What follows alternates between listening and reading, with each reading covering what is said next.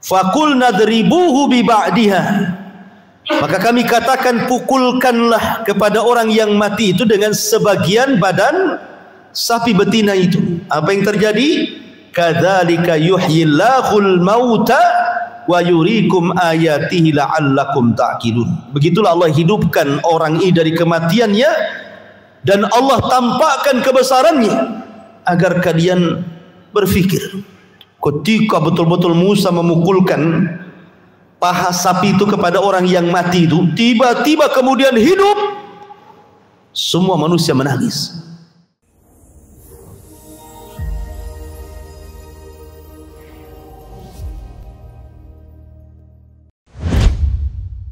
Assalamualaikum warahmatullahi wabarakatuh.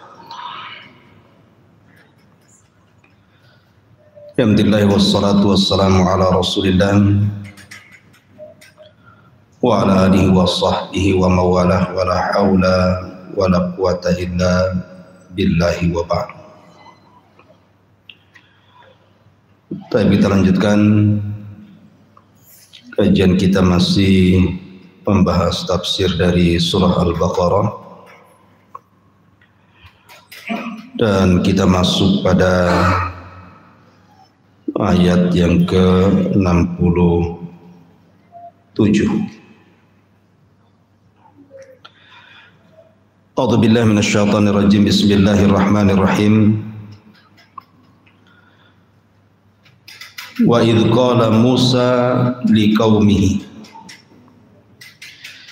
innallaha ya'murukum an tadhbahu baqarah. Qalu atattakhiduna huzwa. Qala a'udzu billahi an akuna minal jahilin. Qalu ud'u lana rabbaka yubayyin lana ma hi. Qala innahu yaqulu innaha baqaratun la faridun wala bikrun awanum baina dzalika faf'alu ma tu'mar. Qalu ud'u lana rabbaka yubayyin lana ma launuha. Qala innahu yaqul innaha baqaratun safra'u faqi'ul launuha tasurrun nadhirin. Qalu ud'u lana rabbaka yubayyin lana ma hi.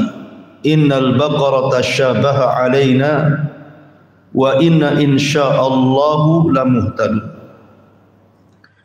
Qala innahu yaqulu innaha baqaratun la dhalulun tuthirul arda wa la tasqil harsa musallamatun la syiyata fiha.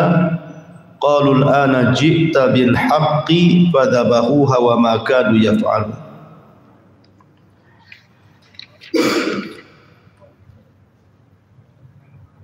Allah Subhanahu wa taala berfirman,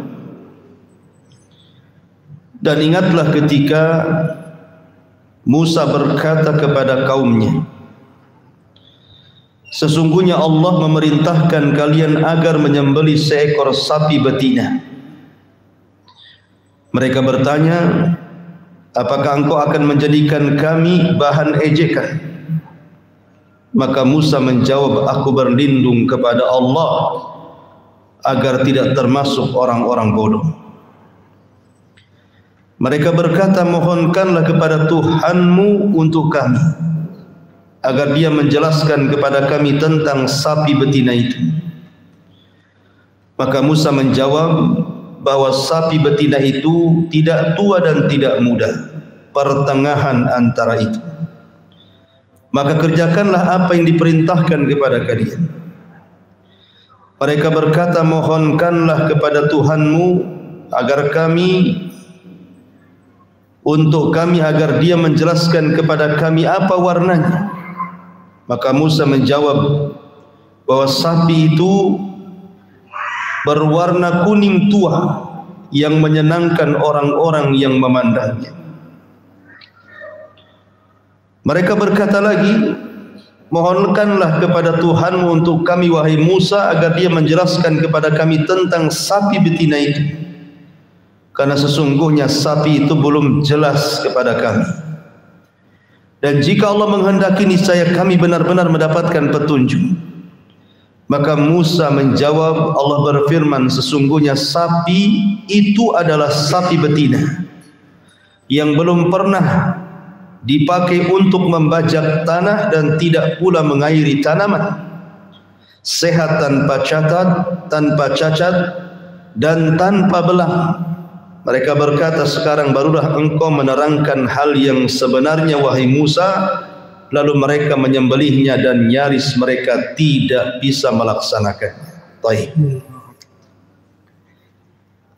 Kisah ini disebut dengan kisah Baqarah Bani Israel.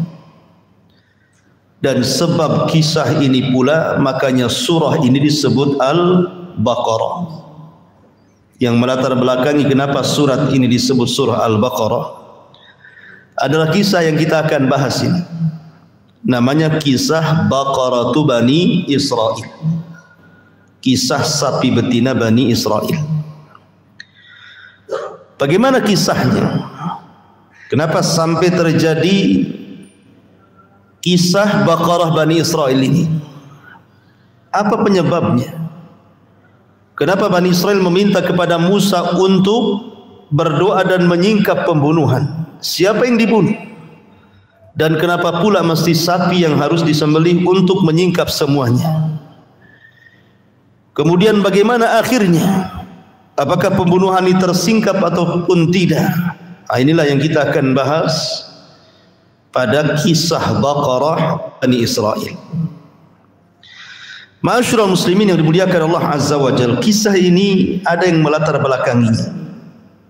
Di zaman Bani Israel ada 3 orang bersaudara, kemudian mendapatkan warisan dari orang tuanya. Maka 3 orang bersaudara ini masing-masing mendapatkan warisan sama rata dari orang tuanya, baik yang pertama atau yang kedua ataupun yang ketiga. Lah, yang pertama Allah anugerahkan seorang anak laki-laki. Yang kedua Allah anugerahkan seorang anak laki-laki juga. Yang ketiga Allah anugerahkan anak perempuan. Lah, yang pertama karena orang soleh, maka harta warisan itu semua disedekahkan. Karena disedekahkan, akhirnya kemudian habis hartanya dan tidak mewarisi satupun harta untuk anaknya, sehingga hidupnya sangat miskin. Maksudnya miskin di mata manusia tapi kaya di mata Allah.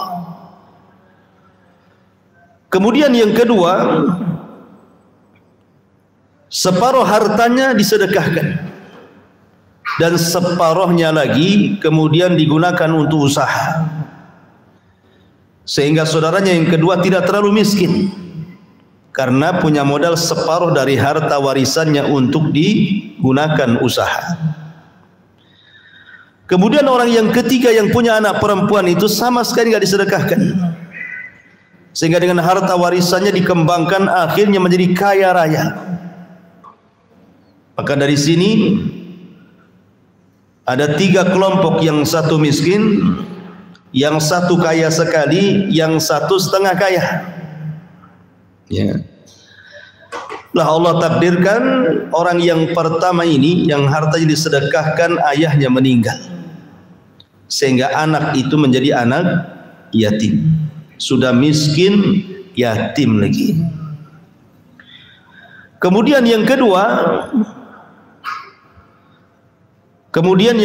meninggal juga anak ayahnya, sehingga kemudian dia pun menjadi anak yatim. Tetapi kan dia punya separuh kekayaan, warisan dari orang tuanya. Adapun yang ketiga tidak meninggal ayahnya, sehingga anak wanitanya masih terawat dan berkembang hartanya menjadi kaya raya. Kemudian orang yang pertama ini, yang anak yatim yang pertama yang miskin ini, apa pula tak bisa dicabut. Jadi lah yang miskin ini ibunya menganjurkan setelah dewasa ini, nanti kalau engkau dewasa menikahlah dengan anak pamanmu itu yang perempuan, supaya hidupmu itu tidak belangsak gini. Mudah-mudahan dengan menikah dengan anak pamanmu yang perempuan yang kaya itu, Allah angkat rizkimu. Rupanya yang kedua pun sama nasihat ibunya, disuruh menikah dengan anak putri pamannya. Tapi entah mengapa kemudian paman yang masih hidup, anak ayah daripada wanita tersebut malah memilih orang yang kedua, dan tidak mau orang pertama, alasannya sudah fakir, yatim lagi. Tapi kalau orang kedua kan masih ada hartanya. Itulah harta. Makanya ada istilah ra'aitan nas qad malu ala man indahu malun wa ma la indahu malun fannasu anhu qad malu. Engkau melihat manusia itu pergi kepada orang yang punya harta, tetapi yang tidak punya harta manusia akan berpaling darinya. Begitulah manusia. Ra'aitan nas qad dhahabu ala man indahu dhahabun wa ma la indahu dhahabun fannasu anhu dhahabu. Engkau lihat manusia pergi kepada orang yang punya emas, tetapi orang yang tidak punya emas manusia berpaling darinya.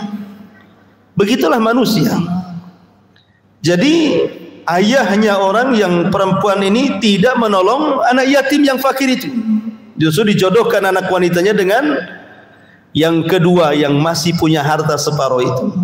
Menikahlah akhirnya anak yang kedua yang yatim tapi masih punya harta dengan wanita tersebut, sementara si yatim miskin tetaplah menjadi miskin. Kasihan ya, sudah yatim miskin lagi, enggak dilihat pula. Itulah nasib orang miskin. Ma'asyiral muslimin yang dimuliakan Allah Subhanahu wa taala. Akhirnya kemudian setelah menikah, maka kekayaannya digabungkan dengan kekayaan istrinya, tentu makin kaya lagi. Dibisikinlah sama suaminya, "Dek, paman kita sudah meninggal, bapakku juga sudah meninggal, tinggal bapakmu yang hidup." Terus maksudnya gimana? Ya kalau cepat mati kan lebih baik gitu. Biar hartanya cepat diambil gitu ya. Perempuan ya umur kan terserah Allah Subhanahu wa taala. Rupanya suami ini punya niat jahat. Dia ingin segera harta warisannya jatuh ke istrinya. Akhirnya kemudian di malam hari dia pun mengajak keluar mertuanya, kemudian dibunuh tengah malam. Setelah mati, jasadnya pula dilempar ke kabilah lain. Alasannya apa? Dia mendapatkan dua sumber kekayaan. Sumber yang pertama, dengan matinya dia otomatis warisan jatuh ke tangan istrinya. Kalau sudah jatuh tangan istrinya lebih mudah mengambilnya. Yang kedua, dengan melempar jasadnya ke tempat kabilah lain, sehingga yang dituduh membunuh itu adalah kabilah lain. Kalau dia mengingkari pembunuhan, maka mereka harus bayar diat. Dan diatnya pembunuhan 100 ekor unta. Dapat warisan, dapat diat lagi, kaya. Itulah liciknya kan. Akhirnya setelah dibunuh, dilempar di depan rumah kabilah lain. Lah kemudian di pagi hari ributlah tentang jasad ini. Maka menantunya ini yang membunuhnya malah justru memfitnah kabilah itu yang membunuh pamannya, membunuh mertuanya. Karena tidak merasa membunuh, maka bangkitlah satu kabilah ini dan mengatakan, "Aku tidak membunuh pamanmu." Kemudian anak ini mengatakan, "Tetap kau membunuh pamanku." Akhirnya hampir terjadi perang dua kabilah ini. Karena bagaimanapun pamannya yang kaya ini tokoh di kabilahnya. Tidak diterima kan satu kabilah kalau seandainya Tiba-tiba dibunuh oleh kabilah yang lain, hampir mau perang. Tuduh-tuduhan siapa yang membunuh pamannya ini. Akhirnya kemudian orang-orang yang berakal di antara mereka mengatakan, kenapa kita harus berselisih? Bukankah di tengah-tengah kita ada Nabi Musa? Kita datang kepada Nabi Musa, coba kita tanyakan kepada dia supaya dia berdoa kepada Rabbnya agar menyingkap siapa pembunuhnya. Sepakat? Sepakat. Akhirnya kemudian gencatan senjata, tidak jadi perang. Bergeraklah mereka menuju Nabi Allah Musa alaihi salatu wassalam. Makanya kisah ini disebutkan dalam Al-Baqarah. Kalau kita lihat ujung ayat sebelum kita lihat pangkal ayat, apa kata Allah? Wa id qataltum nafsan fadara'tum fiha. Dan ingatlah ketika salah seorang di antara kalian membunuh jiwa, kemudian kalian berselisih siapa yang membunuh, saling tuduh menuduh. Wallahu mukhrijum ma kuntum taktumun. Maka Allah Subhanahu wa taala akhirnya jadikan jalan keluar apa yang selama ini kalian sembunyikan. Bagaimana caranya? Mereka datang kepada Nabi Musa. Mereka mengatakan, wa idh qala Musa liqaumihi. Ketika mereka datang kepada Nabi Musa menceritakan pembunuhan itu, mereka meminta kepada Musa untuk menyingkap siapa pembunuhnya. Maka Nabi Musa berdoa kepada Allah dan Allah pun menurunkan wahyunya. Apa wahyunya? Wa idh qala Musa liqaumihi. Dan ingatlah ketika Musa berkata kepada kaumnya, innallaha ya'murukum an tadbahu baqarah. Sesungguhnya Allah memerintahkan kalian untuk menyembelih sapi betina. Seandainya ma'asyiral muslimin yang dimuliakan Allah Azza wa Jalla, sampai di sini Bani Israel itu paham. Ketika Musa mengatakan Allah perintahkan kalian untuk menyembelih seekor sapi betina, langsung mereka sembelih. Maka tidak ada kesulitan sama sekali bagi Bani Israel. Kenapa? Karena masih umum sapinya. Sapinya masih umum, bisa anak sapi gitu ya. Bisa mak sapi, bisa bapak sapi, paman sapi. Artinya bahwa sapinya kan belum ditentukan tuh. Mau yang kurus, mau yang gemuk, ya kan? Mau yang tua, mau yang muda, mau yang gadis, mau yang janda, mau yang duda, mau yang apa namanya? Yang masih apa? Ya. Intinya bahwa belum ada penekanan. Ya. Mau yang jomblo gitu. Artinya bahwa tidak ada penekanan sama sekali. Boleh mau yang mana saja. Tetapi kemudian Bani Israel mulai mengejek nabinya. Tidak yakin dengan Nabi Musa, coba bayangkan. Ragu kepada nabinya. Lihat bentuk keraguannya. Mereka mengatakan qalu atattakhiduna huzwa. Disangkanya Musa main-main. Sehingga mereka mengatakan qalu atattakhiduna huzwa.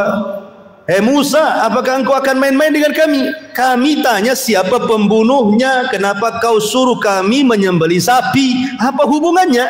Nah, gitu maksudnya. Kan seolah-olah enggak yakin dengan Nabi Musa. Makanya Musa mengatakan qala a'udzu billahi an akuna minal jahilin. Kata Nabi Musa alaihi salatu wassalam, aku ini seorang nabi. Tidak mungkinlah aku ini melakukan hal-hal yang bodoh gitu ya. Tidak mungkin aku melakukan hal-hal yang bodoh. Makanya di sini dia mengatakan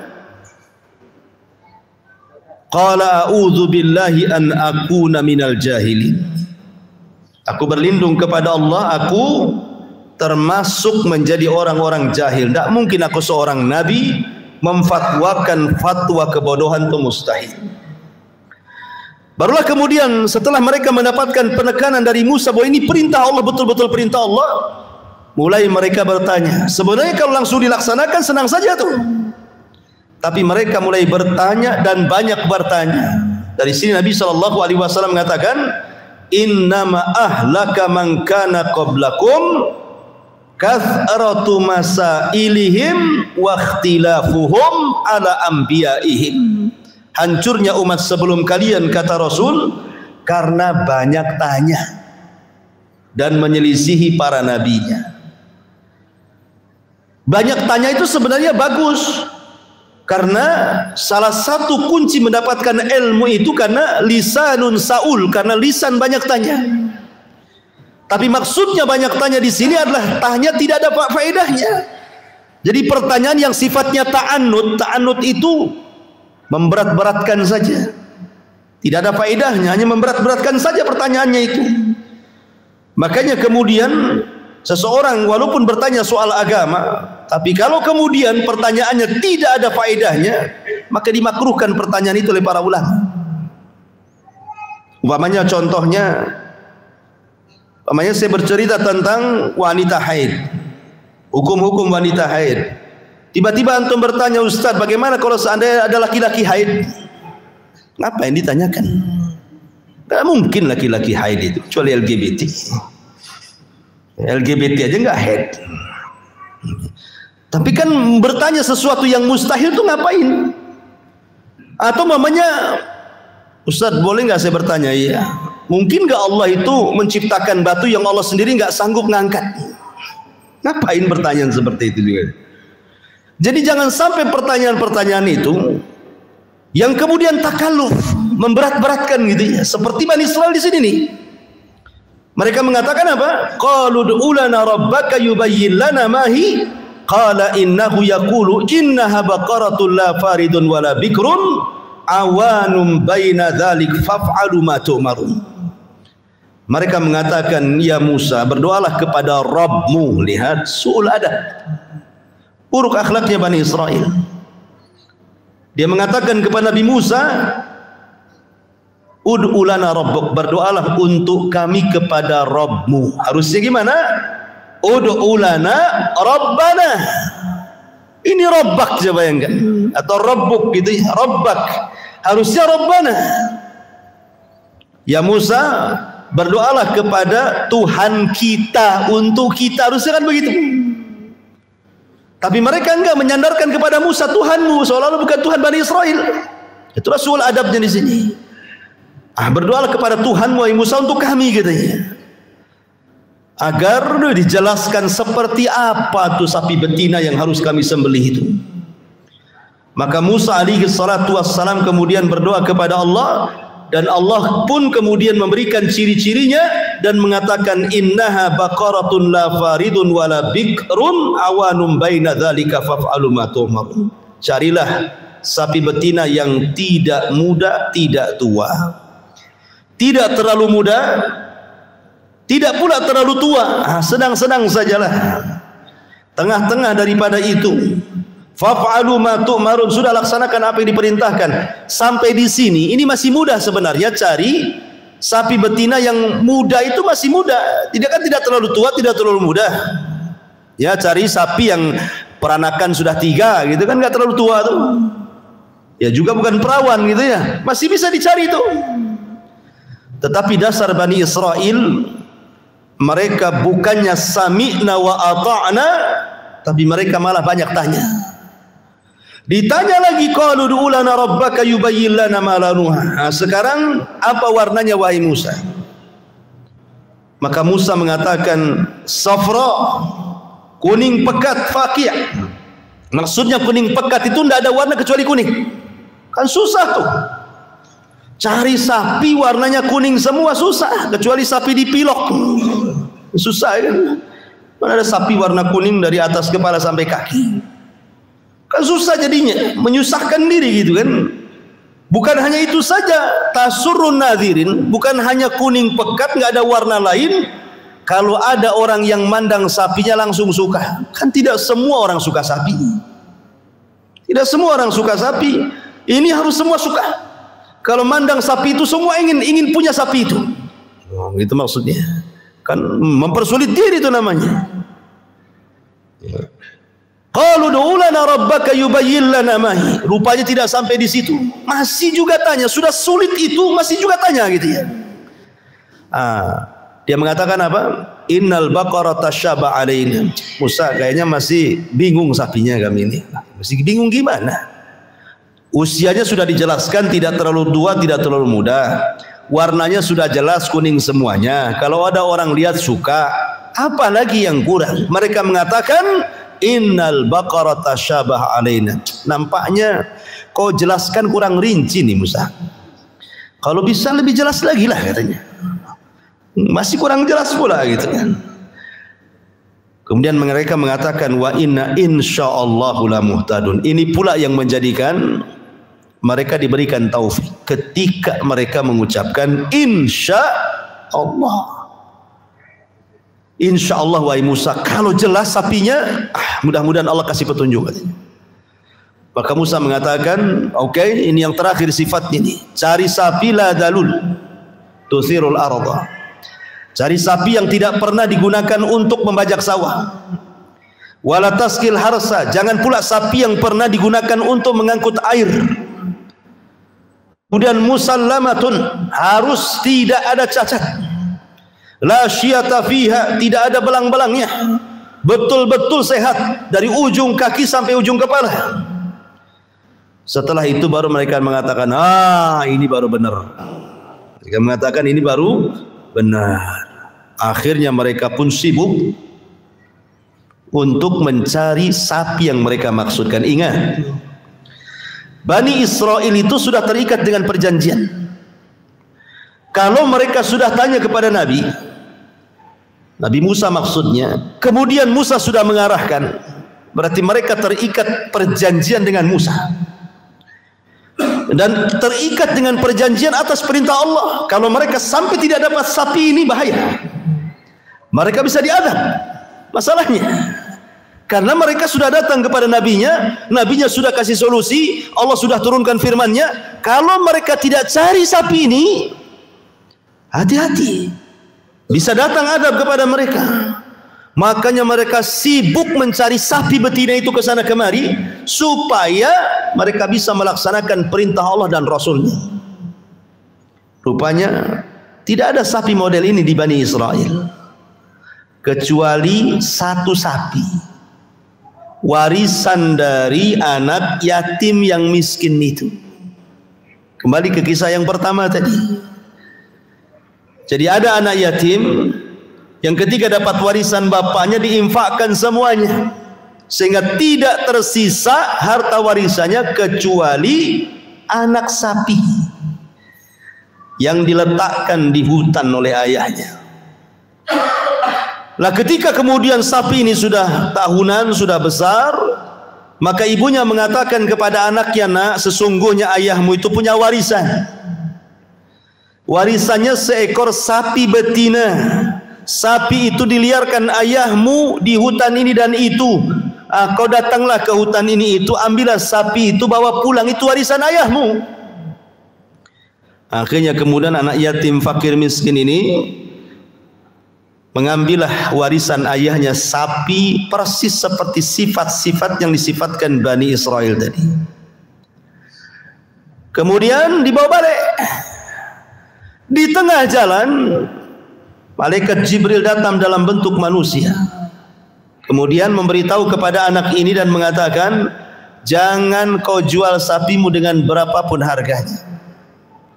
Akan datang orang-orang yang mencari sapimu. Maka anak ini adalah anak birrul walidain, memang berbakti kepada orang tua. Dia mengatakan, tidak akan aku jual sampai aku minta izin kepada ibundaku. Akhirnya kemudian orang ini pergi. Keesokan harinya datang lagi memberitahu, akan ada orang yang datang mencari sapimu. Saya hanya bisa menasihatkan, sapimu itu berapapun mereka akan beli. Sebaiknya kalau engkau tawarkan sapimu boleh, tetapi jualah sapimu seberat emas seberat sapimu. Jadi emas seberat sapimu, itu boleh. Atau emas sebanyak kulit sapimu. Jadi kalau kulit itu dikuliti, kemudian emasnya ditaruh di atas kulit sapi itu, dibuntel, sebanyak itulah emas untuk harga sapimu. Dan jangan pernah mau ditawar murah. Akhirnya kemudian setelah berunding dengan ibundanya, maka sepakat tidak akan dijual sapinya kecuali seberat emas, seberat sapi itu, atau seberat kulit sapinya. Betul, rupanya setelah itu datang Bani Israel. Kemudian datang kepada keluarga anak yatim miskin ini menawar sapinya. Ketika mendengar harganya, wah maulah kan itu. Wah mahal kali sapi segede gini saja. Tamiang saja nggak segitu. Oh, mahal kali gitu ya. Tapi tetap anak muda ini tidak mau ngasih. Sekarang Bani Israel bingung karena mereka sudah dapat sapinya. Kalau tidak dibeli, mereka bisa bermaksiat kepada Allah dan Rasulnya. Kalau mereka sampai bermaksiat kepada Allah dan Rasulnya, bisa binasa mereka. Terpaksalah akhirnya dua kabilah itu untuk menyingkap siapa pembunuhnya, rame-rame urunan. Maka kemudian emas, anting, gelang istri-istri mereka, anak-anak perempuan mereka, kekayaan mereka dikumpulkan dari dua kabilah ini. Ketika betul-betul sudah seberat kulit sapi itu, sekantong kulit sapinya itu, baru kemudian sapi itu bisa dibeli. Dari sinilah Allah mengatakan apa? Wa ma kadu yaf'alun, hampir-hampir mereka tidak bisa melaksanakan. Bukan tidak ada sapinya, tapi mahal harganya. Hampir-hampir mereka nggak bisa melakukan. Setelah kemudian dibeli sapi itu, barulah mereka sembelih. Disembelilah sapi itu. Setelah disembeli, maka Musa alaihi salatu wassalam kemudian mengambil sebagian anggota daging sapi itu. Makanya Allah mengatakan, Fakul nadribuhu bi ba'diha. Maka kami katakan pukulkanlah kepada orang yang mati itu dengan sebagian badan sapi betina itu. Apa yang terjadi? Kadzalika yuhyillahul mauta wa yurikum ayatihi la'allakum ta'qilun. Begitulah Allah hidupkan orang ini dari kematiannya dan Allah tampakkan kebesarannya agar kalian berfikir. Ketika betul-betul Musa memukulkan paha sapi itu kepada orang yang mati itu, tiba-tiba kemudian hidup. Semua manusia menangis, semua manusia terharu. Kemudian Musa mengatakan, man qatalak, siapa yang membunuhmu? Ini menantunya ini sudah ketar-ketir nih kan, karena dia yang menuduh membunuh hanya ingin mendapatkan uang dia. Maka kemudian paman yang dibunuh ini lirak-lirik gitu ya. Nah, siapa ini? Siapa ini? Ah, itu tuh katanya. Gitu ya. Ah, itu yang bunuh saya. Akhirnya kemudian habis nunjuk siapa pembunuhnya, mati lagi dia.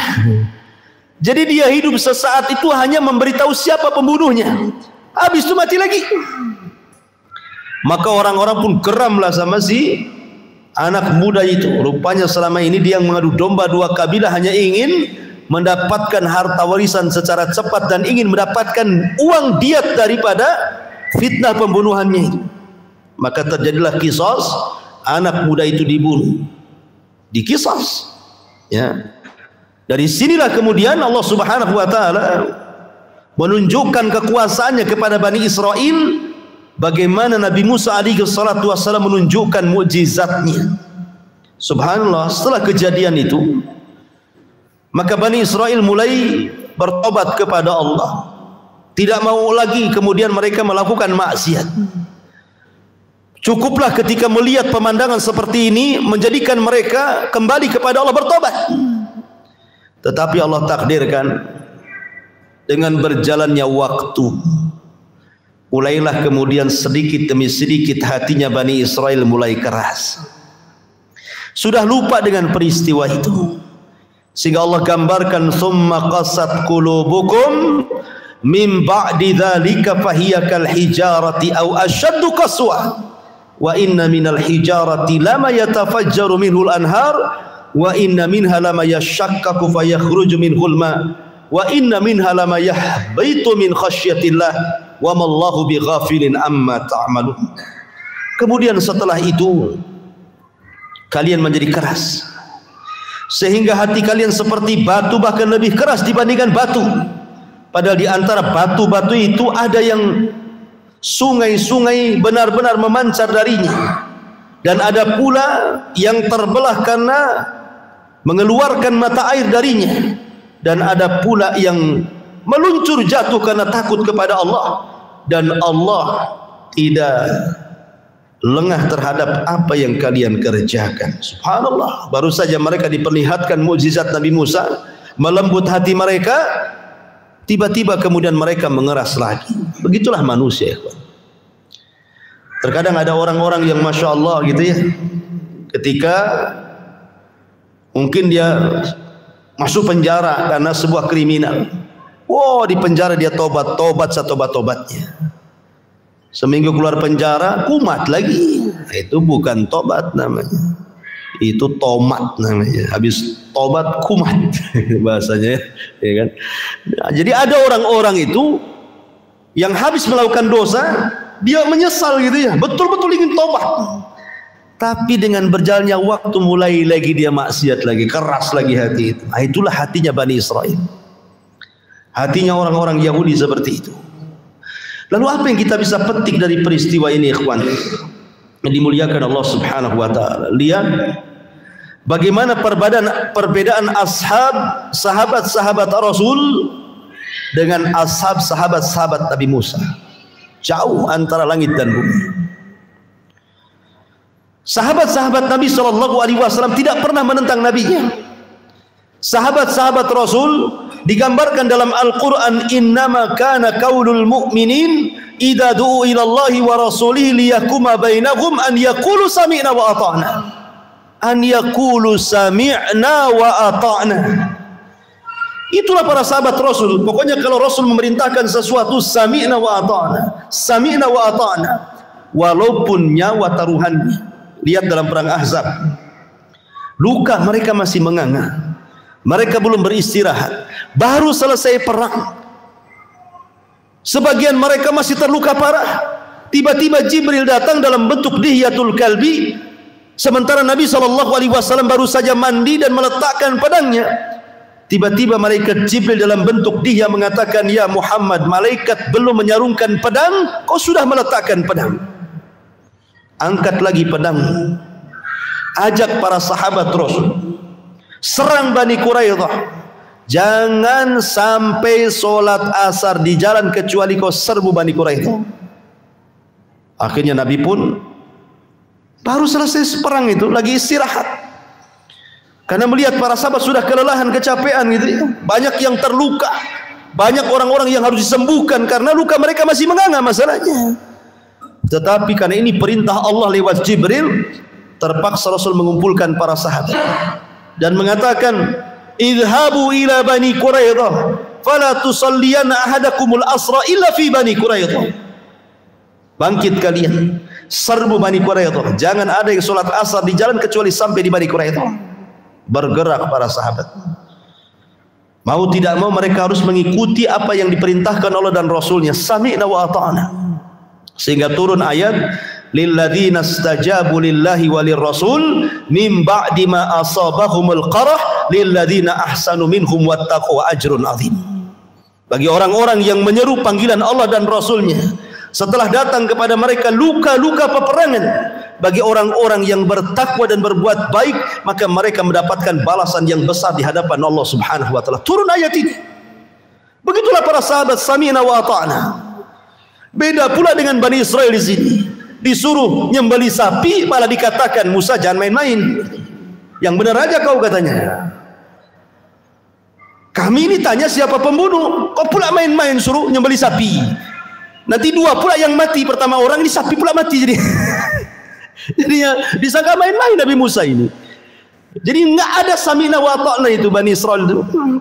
Makanya jangan seperti Bani Israel yang degilnya nggak ketulungan itu. Harusnya ketika kita mendapatkan perintah Allah, sami'na wa ata'na. Karena banyak di antara kita ketika datang suara adzan, dengar adzan, sami'na. Kenapa nggak ke masjid? Nah, itu nanti dulu. Bani Israel. Ma'asyiral muslimin yang dimuliakan Allah Azza wa Jalla. Dan banyak lagi gitu ya kisah-kisah para sahabat luar biasa. Contoh ketiga, pengharaman khamr. Khamr itu minuman lezat. Dan sahabat Nabi SAW terbiasa minum khamr, dan khamr itu jadikan minuman favorit bagi tamu. Belum ada pengharaman khamr, sahabat juga minum khamr. Karena pengharaman khamr ini jauh-jauh setelah Nabi SAW di kota Madinah. Jadi kasusnya ketika Anas bin Malik radhiyallahu an berada di rumah Abi Talha, sedang membantu Abi Talha menuangkan khamar ke tamu-tamu yang datang ke rumahnya. Tiba-tiba kemudian ada teriakan di pasar. Maka Abu Talha radhiyallahu an mengatakan kepada Anas, "Ya Anas, ukhruj, keluar kau. Fasma, dengarkan. Madza yaqulul munadi munadi, apa yang dikatakan penyeru itu. Ini ada apa-apa ini?" Maka fakharaja Anas bin Malik, Anas keluar mendengarkan apa yang diserukan manusia di luar sana. Rupanya Anas langsung bergegas datang kepada Abi Talha dan mengatakan, "Ya Aba Talha, inni munadi yunadi ala wa innal khamra qad hurrimat." Ya Aba Talha, tadi barusan ku keluar, aku mendengar suara yang berseru, khamar sudah diharamkan. Oh, ketika mendengar perkataan ini, semua tamu-tamu langsung berhenti tidak minum. Khamarnya langsung dituangkan di depan rumah. Yang di pasar-pasar lari ke rumah-rumah menuangkan khamar-khamar mereka. Yang berada jalan-jalan ke rumah mereka langsung menuangkan khamar mereka. Sampai rawi hadis mengatakan hatta salat sawariul Madinah, sampai gang-gang jalan-jalan kota Madinah banjir dengan khamar karena dituangkan oleh seluruh para sahabat Nabi SAW. Kenapa? Sami'na wa ata'na. Tidak ada di antara mereka, aduh lagi kecanduan kok diharamkan. Ya sudahlah, biasa 3 botol 1 gelas nggak apa-apa. Tidak ada. Kalau soal larangan hilang. Kalau soal perintah baru. Kalau tidak sanggup berdiri sholat baru duduk, nggak sanggup duduk baru baring. Kenapa dalam perintah itu ada kaitan dengan istita'ah, kemampuan? Karena ada gantinya. Tapi kalau larangan nggak ada gantinya. Nggak ada kata Rasul kalau sudah kecanduan 2 botol, ganti 1 botol, gitu ya. Kalau masih juga dikurangi 1 gelas, baru terakhir 1 sendok seloki, gitu kan? Ya nggak ada. Memang ya mutlak seperti itu. Wallahu a'lam bishawab. Sudah. Subhanallahi wa bihamdika, asyhadu an la ilaha illa anta, astaghfiruka wa atubu ilaik. Allahu ta'ala. Assalamualaikum warahmatullahi. Intinya bahwa tolong berakhlak kepada Allah. Membahas tafsir dari surah Al-Imran. Lahirlah Imam Muslim, Abi Dawud, Tirmidzi, Ibnu Hibban. Jadi ketika Yunus alaihi salatu wassalam terkena undian itu,